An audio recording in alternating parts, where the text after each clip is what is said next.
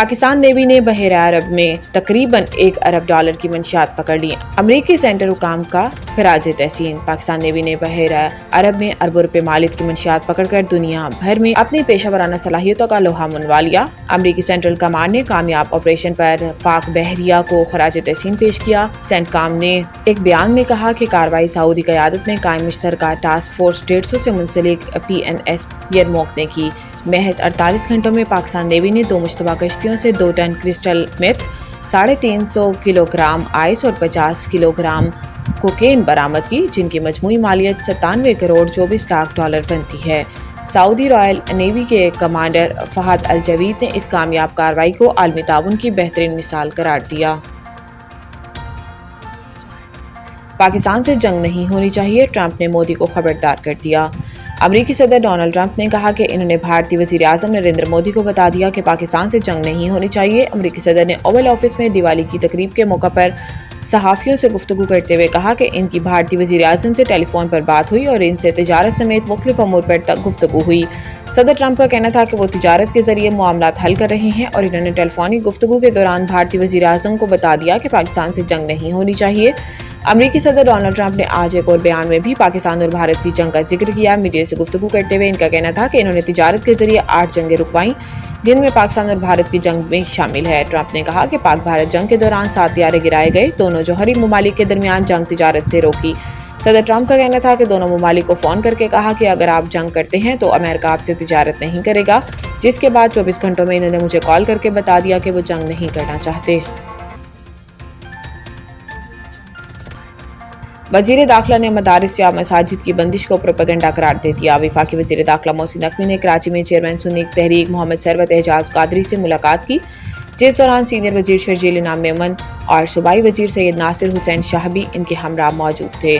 ملاقات میں علماء کرام کی گراں قدر خدمات کو خراج تحسین پیش کیا گیا، مذہبی ہم آہنگی اور یکجہتی کے فروغ پر زور دیا گیا۔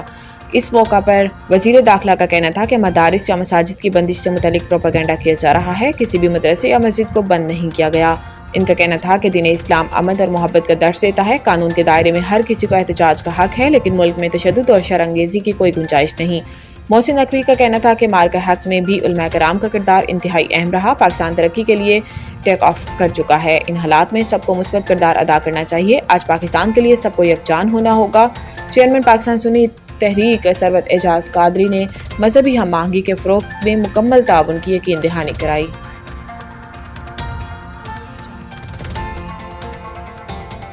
سیلاب کے باعث 4% سے زائد کی ترقی کا ہدف مشکل ہے۔ اسلام آباد وفاقی وزیر خزانہ محمد اورنگزیب نے سیلاب کے باعث رواں سال 4% ترقی کا ہدف مشکل قرار دے دیا۔ چینی میڈیا کو دیے گئے انٹرویو میں وزیر خزانہ نے کہا کہ پاکستان نے معاشی محاذ پر اہم کامیابیاں حاصل کی ہیں، زر مبادلہ کے ذخائر میں بہتری، افراط زر میں کمی اور پالیسی ریٹ میں کمی ہوئی، جبکہ موجودہ زر مبادلہ ذخائر 2.5 ماہ کی درآمدات کے لیے کافی ہیں۔ انہوں نے کہا کہ مہنگائی کی شرح اب سنگل ڈیجٹ میں آ چکی ہے، معاشی کامیابیوں کو عالمی سطح پر بھی سراہا گیا۔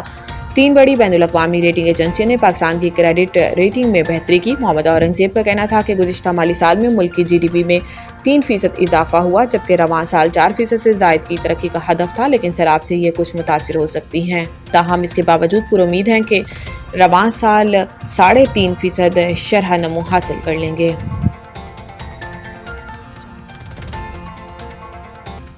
پنجاب حکومت کے اقدامات۔ لاہور میں آج ہوا کا معیار نسبتاً بہتر رہنے کا امکان، مشرق سے مغرب کی طرف چلنے والی ہواؤں سے لاہور میں AQI کے اوسط سطح 220 سے 240 کے درمیان رہنے کی توقع ہے۔ بھارت میں گزشتہ روز دیوالی پر آتش بازی اور پرالی جلانے سے پیدا ہونے والی اسموگ ہواؤں کے ذریعے لاہور اور پنجاب کے دیگر شہروں میں آلودگی کا سبب بنی تھی۔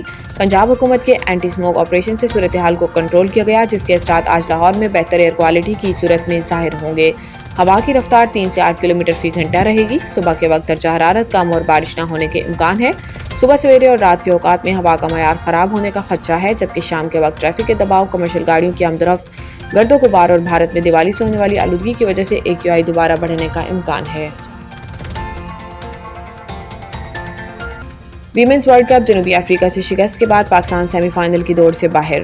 کولمبو میں کھیلے گئے میچ میں پاکستان نے ٹاس جیت کر جنوبی افریقہ کو بیٹنگ کی دعوت دی تو دوسرے ہی اوور میں بارش کے باعث میچ روکنا پڑا۔ ابتدائی طور پر میچ کو 40 اوورز فی اننگز تک محدود کر دیا گیا۔ جنوبی افریقہ نے مقررہ 40 اوورز میں 9 وکٹوں کے نقصان پر 312 رنز بنائے۔ کپتان لورا وولارا ڈی 90، مریزا نے ناقابل شکست 68 اور سونیلوس 61 رنز بنا کر نمایاں رہی۔ پاکستان کی جانب سے سعدیہ اقبال اور نشرہ سندھو نے 3-3 جبکہ فاطمہ ثنا نے 1 وکٹ حاصل کی۔ بارش سے دوبارہ متاثر ہونے پر میچ کو 20 اوورز تک محدود کر دیا گیا اور پاکستان ٹیم کو جیت کے لیے 234 رنز کا ہدف ملا۔ پاکستان ٹیم مقررہ 20 اوورز میں 7 وکٹوں کے نقصان پر 83 رنز ہی بنا سکی۔ سدرا نواز 22 رنز بنا کر ناٹ آؤٹ رہیں۔ نتالیہ پرویز 20 اور سدرا امین نے 13 رنز بنائے۔ جنوبی افریقہ کی جانب سے مریزا کیپ نے 3، شنگاسے نے 2 اور آیابونگا خاکا نے 1 وکٹ حاصل کی۔